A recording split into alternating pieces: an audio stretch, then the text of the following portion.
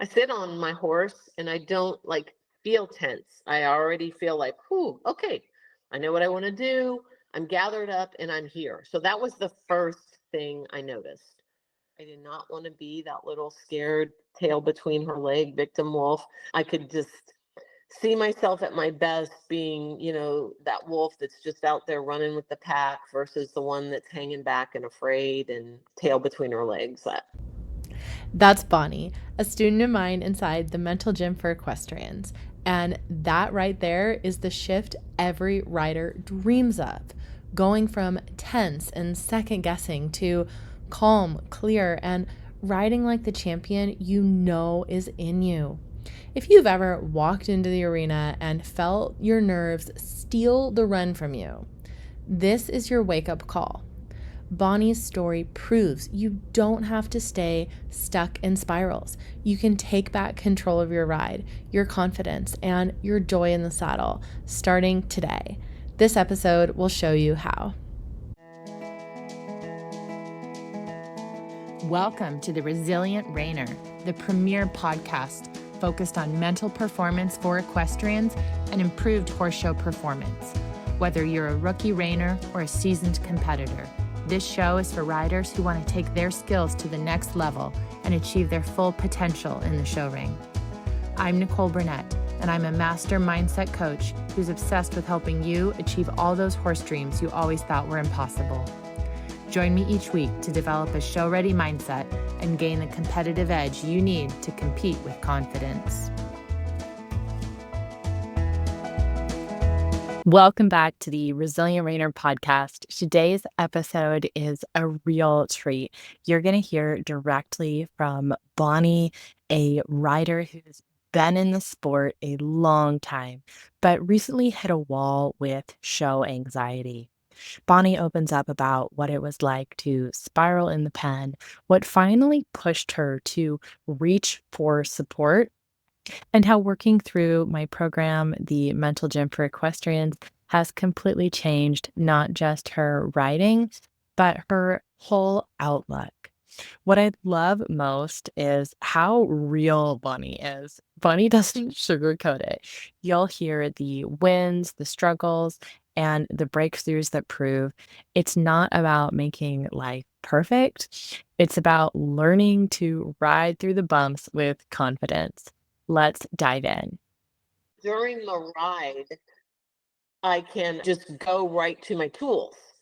I'm Yeah. liking that. I'm liking that, like, that's not that long. We're talking, a month and a half now. We've been working on this. Pretty quick. Yeah. Yeah, it is. It is. And like I've stated many times before, it's not a magic wand. It's not like there aren't any moments where I'm like jittery and tempted to get into that different mindset. But I'm liking that I've practiced enough that I'm starting to feel like, oh yeah, I know what to do now. I know what to do in this situation. I feel what I'm doing here. Let's just pick one of our little tricks out of our trick bag. And, if nothing else, it keeps your mind busy too. It doesn't let your mind go chattering off down the wild ramble path. It makes your mind go, well, yeah, that's right. We should be doing this here. I like that. I'm excited about that. Yeah. That's awesome. That's a big win because that's exactly what it's about. Is because life is gonna life, right? You're gonna get sick like that. Weird stuff's gonna happen. And can you stay centered for yourself and still ride good instead of being totally rattled and thrown off course? Absolutely. And you bring it to the rest of your life too. Just Yeah. like the fact that you discover in going through this process that all of your baggage comes with you in the saddle and is magnified as you create this new riding environment for yourself. You carry it off the saddle into Yeah. your personal life and it can be magnified there. So what's better than that? To be present in your own life, to be more grounded, to approach the bumps in a different way. Like they're still there, just not going, oh my God. And I've never been that person on the ground anyway, which is what made it so puzzling with the anxiety in the saddle. But Mhm. it's reciprocal, it goes both ways. This is Yeah. great mindset work. It's just a fun exercise. And there's a level of empowerment of, hey, let's not get into a grouchy mood over this. Let's just do a little square breathing here and remind ourselves all of the good stuff we have going on in our lives and move on. And then there's like this big, yeah, I like that. Gosh, I love that. And that's another aspect of your program that's really good, because it leaves room. You're not trying to be a nice vanilla cookie. That's not what we're trying to do to ourselves and turn into somebody who pretends like everything's always all lovely and wonderful. That's not reality. It's actually just the opposite. It's saying we're going to think through things even when they get nasty and bumpy, without letting our nervous system just take over and run off with us. Yeah. It reminds me of, I came across this in budgeting actually, but I think it very much applies here. And it was the idea that like, okay, a lot of people run into trouble with their budget because they create this mythical, like typical month. Like, oh, I'm going to spend this much on food, this much on gas. I'm going to save this much money. But the thing is that there is no typical month, right? That there's always stuff, right? This month is your birthday. Next month, like your mom's visiting, or like then there's Halloween. And so there's always stuff. And so Right. Stop trying to pretend like there's this typical month and just adapt to the reality. And I feel like that's exactly the same thing for mental performance. Stop trying to pretend like everything is perfect or that it's always a certain way. It's more of like, no, life is always going to be crazy. That is a much more helpful operating assumption, is that life's going to be crazy. How are you going to handle it? Well, and especially in our discipline, because of the fact that we have the variable of an animal that can think and act independently of us. So there is no typical anything, because you can do all of your squaring up before you ride, and you can have done all of the planning about what you want to accomplish, and your dance partner might decide that day that they're just not into it, or it may be a spooky day.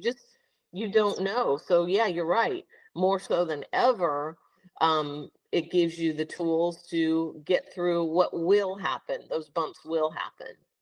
It's not, I like that. I would not have been touched by a program that promised me roses and petunias every time I rode. That, I've been riding long enough and I've been living long enough to know that that's not reality. Yeah. Well, share a little bit about, before we started working together, what challenges specifically, kind of challenges or struggles, were you facing? The challenges and struggles that I was facing was a buildup of this anxiety when I would get into the saddle. And it was really puzzling to me. I'm a good rider. I've been riding for a long time. I did not show as a youth that I wanted to, but not even 4-H. So I was kind of late to the game. But I've had a good amount of success. But then in the last, I would say, 2.5, 3 years, for no reason that I could really pinpoint on my own, I started having this increasing level of anxiety that kind of built to a crescendo at this last World Show, which was the Paint World Show in June. And it began in the warm-up and persisted straight through my run. It was just an inability to settle, an inability to connect with my horse, just kind of spiraling, not being able to assimilate the direction that my trainer was giving me. She was giving me the same appropriate coaching that she's always given me, and I couldn't execute because I was just letting my nerves take over and run with me. Yeah. And what made you decide to work with me specifically? Well, I had worked with a really good sports psychologist in Houston years ago after a bad horse wreck. The issues were completely different. I mean, it was bad. I was hurt. It was really frightening. But for me, I wanted to work with someone who wasn't just a sports coach, but also was a rider, because of the unique aspects of our sport.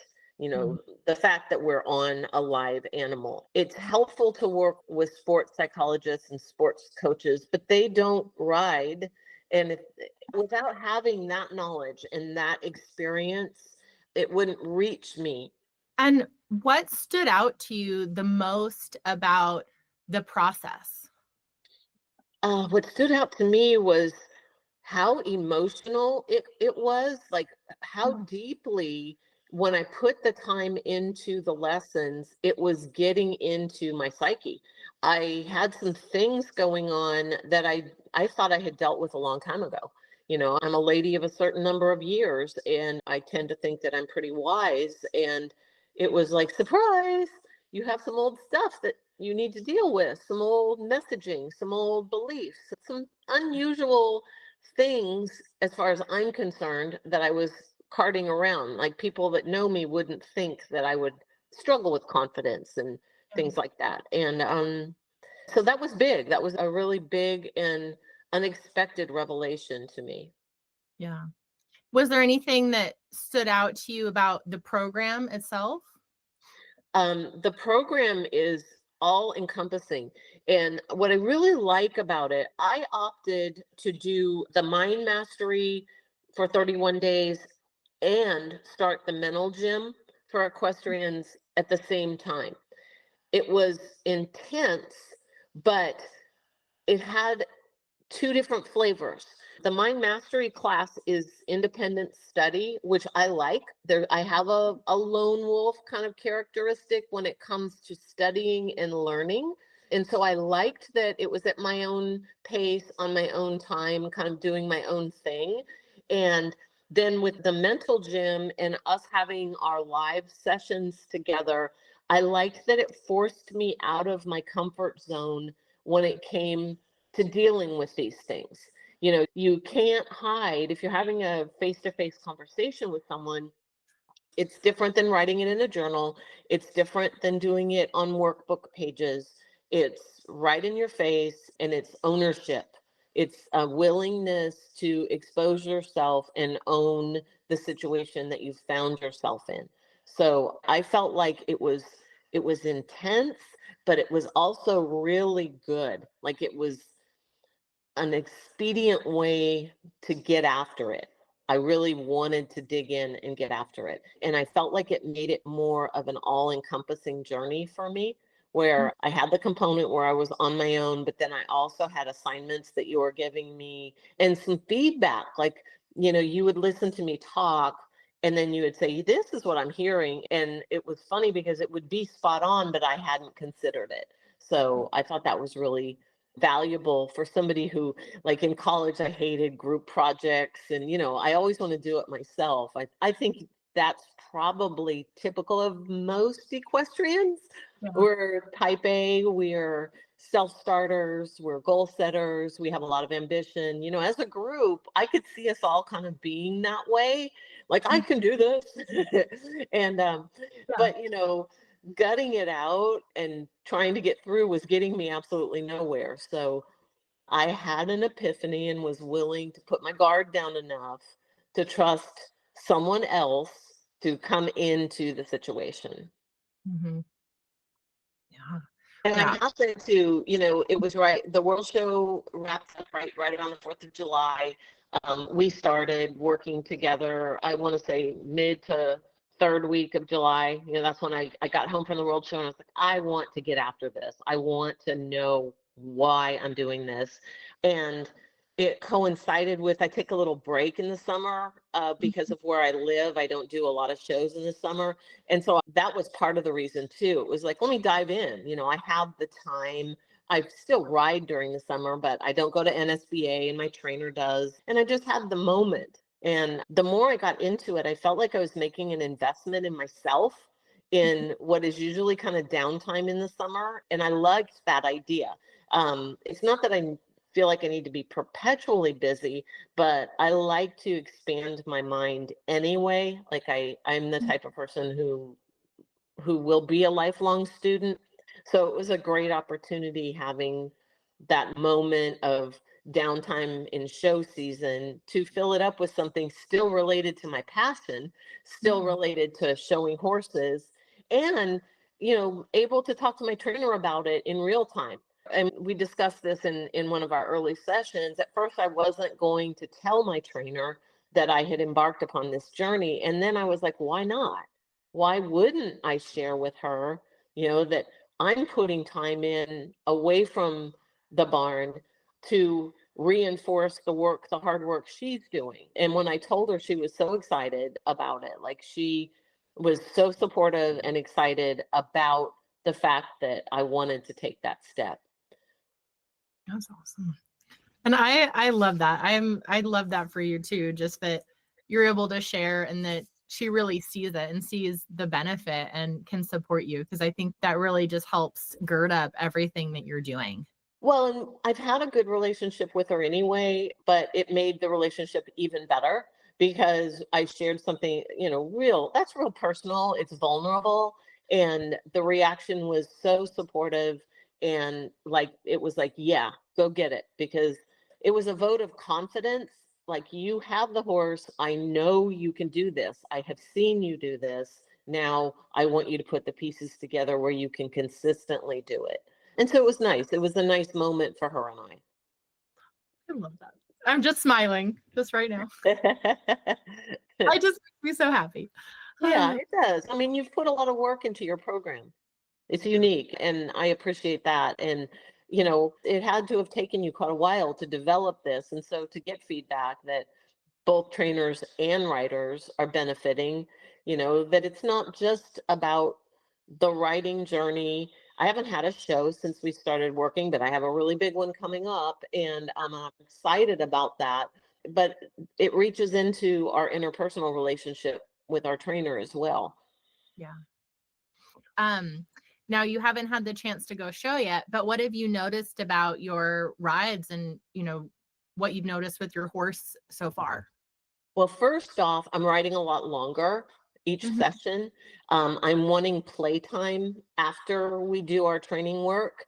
And I'm working on things that are pointing us towards adding some classes that I had been shying away from. And so I love that. And it's neat for my trainer too, because she finishes a lesson. I'm like, okay, go get your next ride that you need to work on.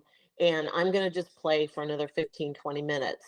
And it's not pressure filled, but sometimes goofy stuff happens and I can practice. Like, I can feel some of the anxiety coming back, and I'm taking the pressure off myself. I'm not trying to execute anything in training.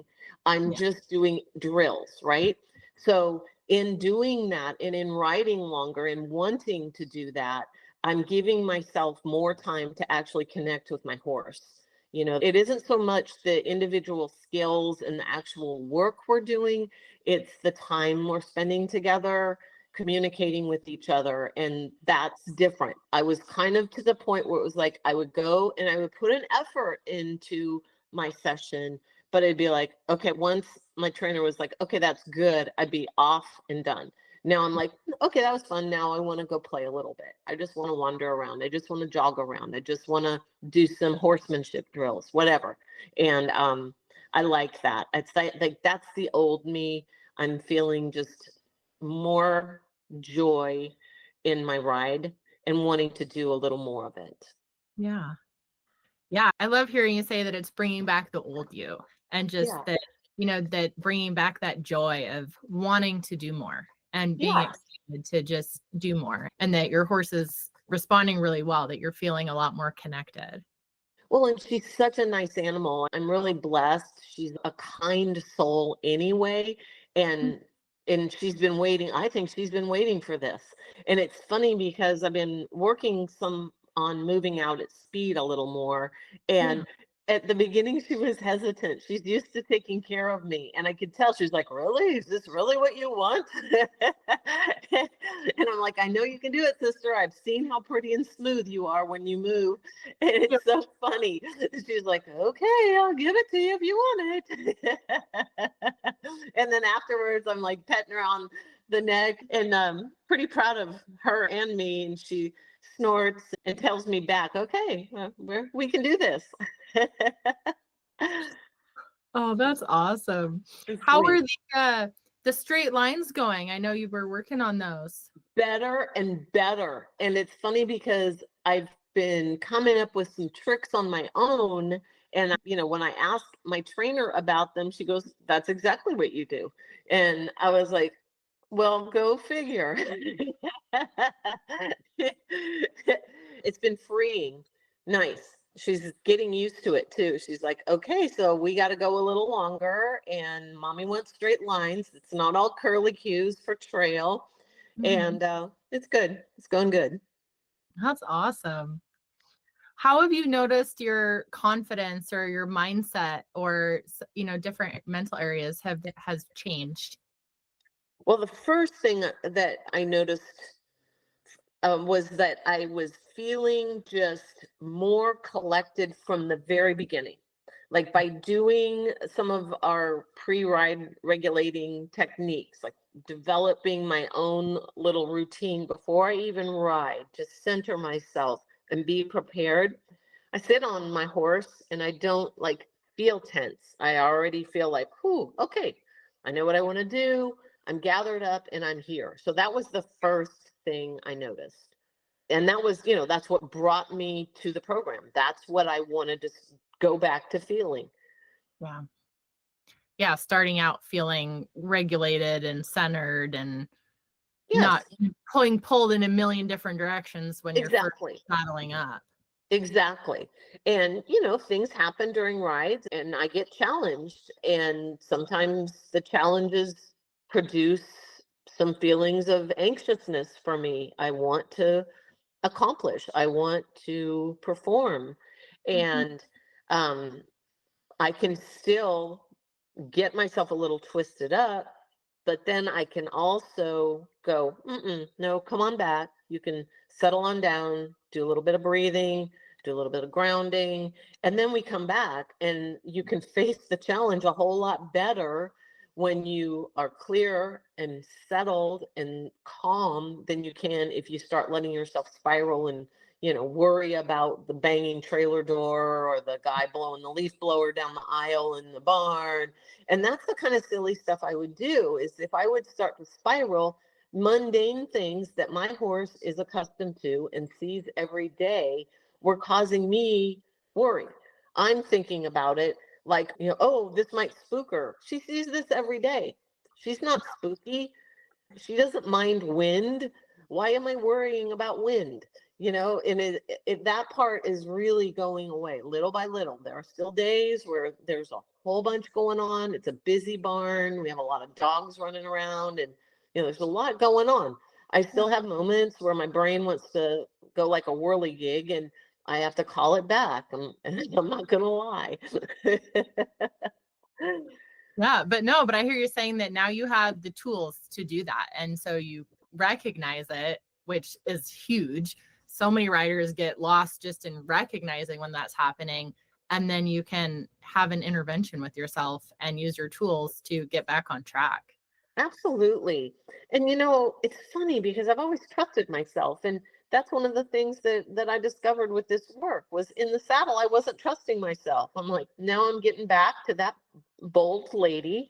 And I can just go, you can do this. There's nothing here that's insurmountable. You can absolutely do this. And if you do it wrong, you can do it again and you can do it again. And then we'll get good at it and we will nail it. And, perseverance has never been a problem for me.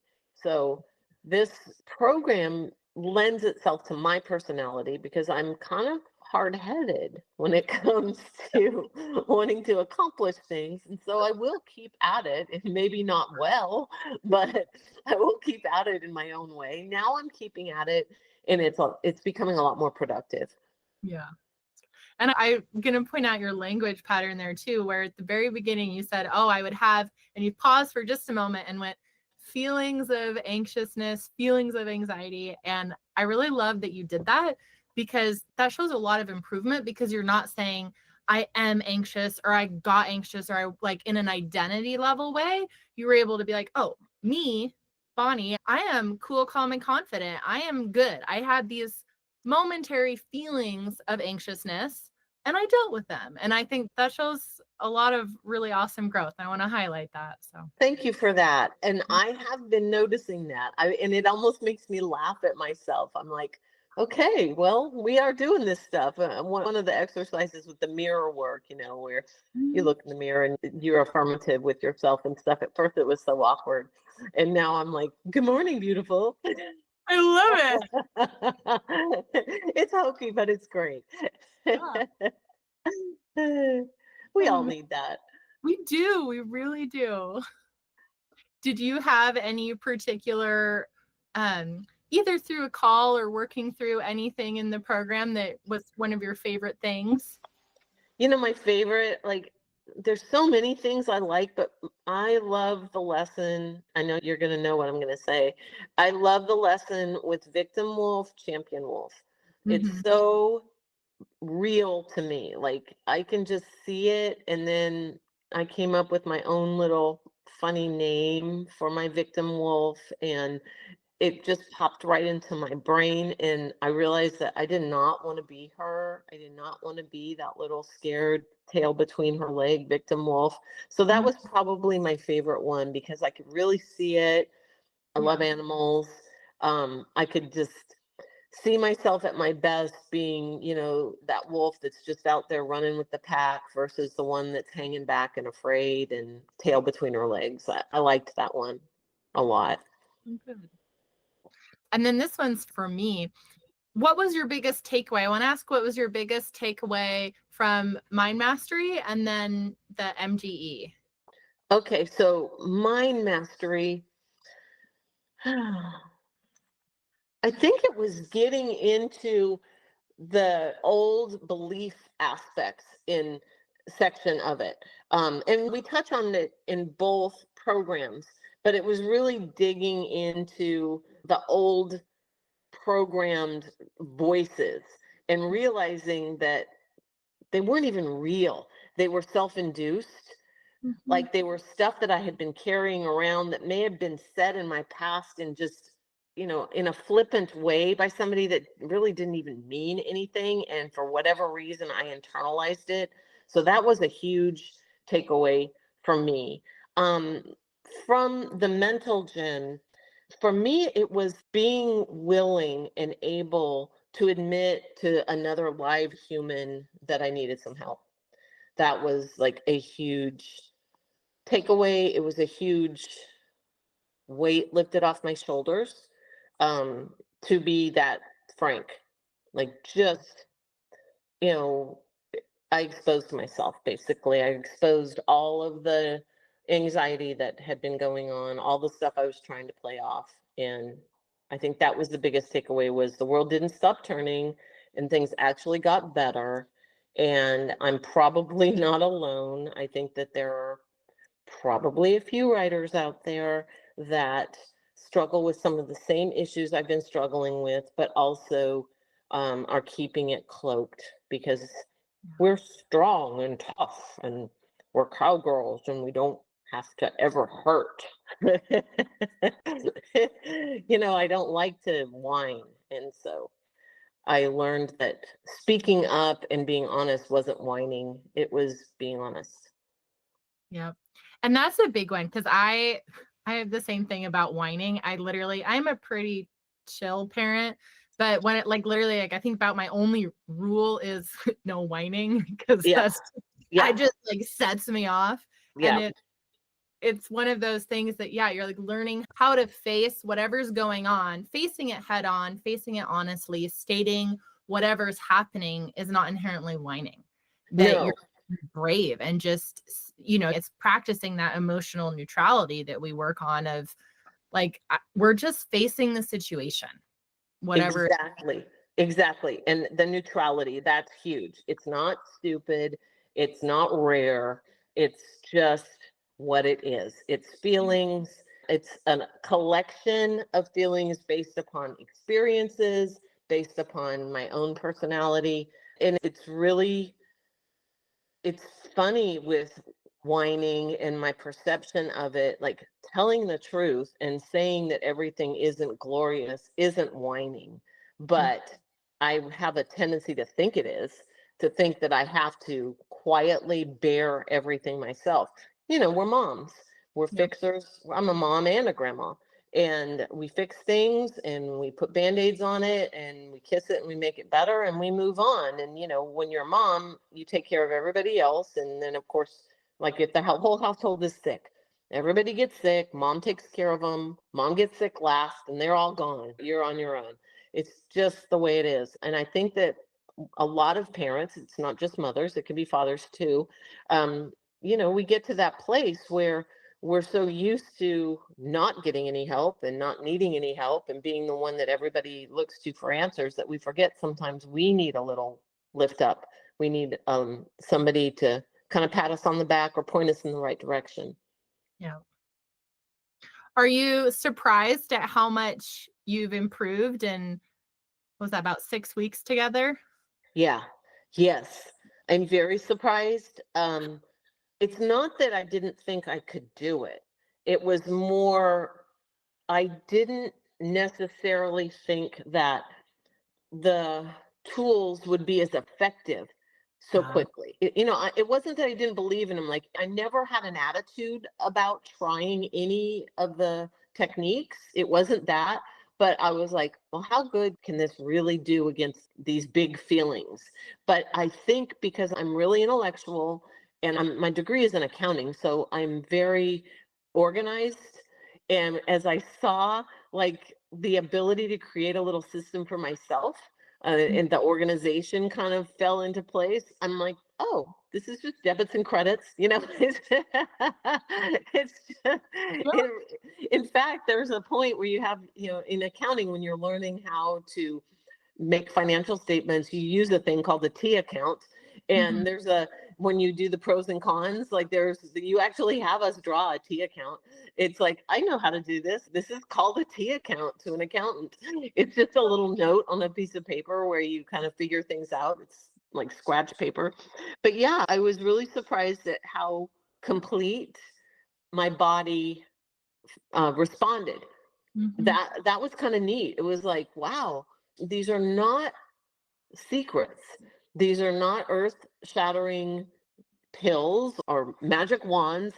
It's just some little grounding and work techniques to improve your mindset. And it has such a big result in how you feel when you sit on your horse. That really caught me off guard. Yeah. No, I love that, because that's it, is that, you know, I'll admit I didn't get some download from the universe or from God about how to do things. I put together this system that I've created for writers, but I love hearing you say that, yes, it's so effective. It works. It's not something that I have to sit and do for 3 hours. I just do it, and then it's working. And Well, and there are enough, like, it's very discreet. Like, I definitely can see myself in the holding pen at a show, using some of the tools, and nobody would ever know. And I like that. Then you've really got them in your back pocket. It's there for you, instead of letting yourself ramp up and get nervous or watching the monitor to see the people going in front of you. You can go find yourself a nice little quiet corner of the warm-up pen, give yourself 2 or 3 minutes, and nobody will know what you're doing. I mean, I'm not going to do like crazy gyrations in the saddle. That People be like, what in the world is she doing? Well, they're kind of used to that, actually. But anyway, that's another story for another day. But they're easy to use. They're portable. They're like Lunchables for riders in the show pen. I You can, love yeah, you can open up your little pack and you can go, I want this breathing exercise, and I'm going to put it on a little grounding cracker. And if I'm really good, like, I'll have like the little sweet candy afterwards is the dessert right before I go in the show pen. No, I love that, 'cause I did work really hard when I was putting together this system, as I really wanted to curate things for riders that were accessible and transferable, and so you can use them out of the saddle to build your baseline, but then you don't have to learn new things. You can take them with you into the saddle. Absolutely. I love the EFT, the Mm, emotional freeing technique with the tapping. that is so cool. And I did a little more research on it. Like afterwards, I was just curious about it, afterwards. And I have my granddaughter is in college and she suffers with some anxiety sometimes. She's had a tough time. And I actually talked to her about it and sent her a little YouTube video that, where maybe that would be something that would be useful for her. Same thing, she could use it on the way to class, right before an exam. She just gets a little nervous about performance. She has goals and she wants to do well, and she's struggled in school. And so that's neat. I think that it's not just for writing, it's for life. And that's good. It's good to have little ways to cope. Life is a stressful place to be for all of us. And, if we can have some ways to make the journey a little smoother, whether it be when we're in the saddle or otherwise, I think that's great. Yeah. Well, can you think of a moment with your horse where I know you talked about trusting yourself a lot more, where you trusted yourself in the saddle? Yeah, actually, it was on Thursday this past week. I was working on my straight line little drills that I'm trying to do for horsemanship, just getting her in an extended jog, and I'm wanting her to stay straight. And I kept wanting, you bridle up a little bit for horsemanship, and I kept wanting to bridle up too much because I was trying to use that to keep her straight. And so I went the other way, dropped my hand a little bit, gave her a little more of her face, sat up a little straighter, and she just framed up so beautifully and then took a nice straight line. It was crazy. And my trainer and I talk about the fact that she is wiggly. Like she's so good at trail, and that's so curvy and twisty. So she naturally likes to swim like a fish. But it was so lovely. Like it was like she was going at a nice pace. I trusted her enough to give her her face and let her go. And she was happy. Her ears were really cute. I was like, we're doing this. It was nice. Like it was a good thing. And afterwards she did a big yeah, when I stopped, she's like, about time, mommy. Oh my God. It was cute. She has a really cute personality. But yeah, it actually just happened. And then it's been happening more and more too. At the beginning it was like, find something to celebrate. Anything. Okay, I didn't grab the horn today and piss my pants. I've never really pissed my pants, but you know what I mean. But now it's like, hey, look at that. That was a nice extended. It was technically good. I gave her her face. She stayed straight. There's a lot going on there. It sounds simple. It sounds like nothing. It isn't nothing with her. It isn't nothing with me. And I'm learning not to dismiss that stuff. Like not to go, well, all I did was trot in a straight line. Actually, it was a really lovely straight line at speed with a freed horse who was allowed to move and carry herself instead of me trying to force her into carrying. She carried herself at my cue, at my direction. So that's big. That is a big deal. That's Yeah. awesome. That's growing into a better writer. That's growing into a confident writer who trusts that she knows how to get her horse to do what needs to be done. Yeah. I know my horse can do it. It's just how do I go about getting it out of her? She wants to give it. I just need to find the right place to get it from her. I see my trainer get it out of her all the time. It's there. So now I'm starting to get it out of her myself with nobody else in the room. Trainer's not there right then. She's in the barn getting another horse. I'm doing my thing. And that's me. That's me and Morgan. I love that. I love that. That's awesome. That's what it's all about. What would you say to someone on the fence about working with me or joining the mental gym? Give it a whirl. I mean, it will help you, and maybe just bite off one of the programs, like pick one and start with it. It's going to be a rewarding journey. You're going to learn things about yourself, and you put so much time and effort and money into showing horses. You really want to be at your best mentally. And we all know that showing is a big portion about our mental fitness. Mhm. And training your mental fitness, just like you train your horse, is actually just common sense. And I think it's a piece that gets left out a lot, and it shouldn't be left out. It's actually really important. So I think that anybody who is struggling with that, putting that piece into their routine would benefit, should give it a shot. If you could sum up your experience in one sentence, what would it be? Hopeful. It gave me hope that I could definitely get through this, that I can go back to writing just joyfully and freely for the rest of my writing career. And that's what I came knocking for, Nicole. That's why I was at your door. Oh. Is there anything else that you would like to share about your experience?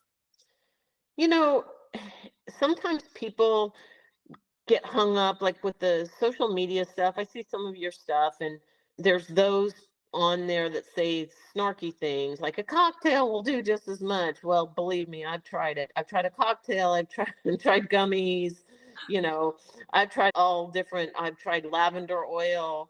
Don't let the naysayers dissuade you. If you think you want to take a leap and talk to somebody and get some help and move forward, just ignore all the noise there, because it's probably somebody who would love to be able to do it. They maybe can't financially afford it, or they don't have the time, or they just need to be snarky. Just ignore the snarks. Go on and listen to your inner voice. You know, if they're clicking on the information, they're probably thinking about it. Something resonates with them. They're looking for something. And don't be afraid to give it a whirl. I'm a real person, Texas, showing in paints. If you show paints, you probably know who I am. And it's not pretend. We're not like some little Chinese company that you're sending money to overseas. It's not a scam. It's for real. You're a person. It's just me. Yeah, I'm a real person. I'm not a bot or a AI generated. And who would generate the wackiness that comes out of my mouth? I don't think I see. I think I would defy AI. They'd be like, does not compute. Oh my gosh.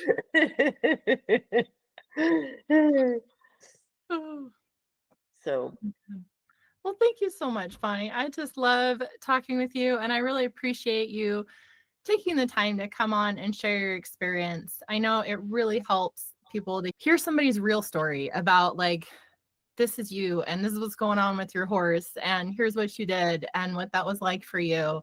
And I know that really helps riders. So thank you so much for doing well, that. thanks for having me.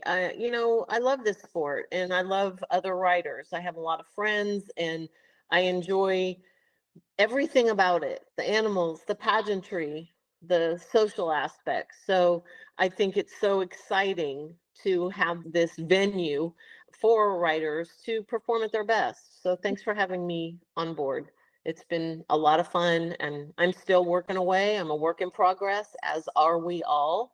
Yep. And I look forward to good things. Yeah. Well, thank you, Bonnie. Thank you, Nicole. Bye-bye. Bonnie's story proves it. You don't have to white knuckle your way through anxiety or perfectionism. You can train your mind the same way you train your horse. And when you do, your whole ride changes. That's exactly what we do inside the Mental Gym for Equestrians. It's where riders like you build unshakable confidence, focus under pressure, and the kind of mental resilience that sticks no matter what's going on in the pen or in life. So if you're tired of letting nerves steal your runs and you're ready to step into that champion wolf energy, join us inside the Mental Gym today. You'll find the link in the show notes or at mentallgymforequestrians.com, and reach out if you'd like one-on-one support as you go through the program. Don't wait. Your best rides are on the other side of this work.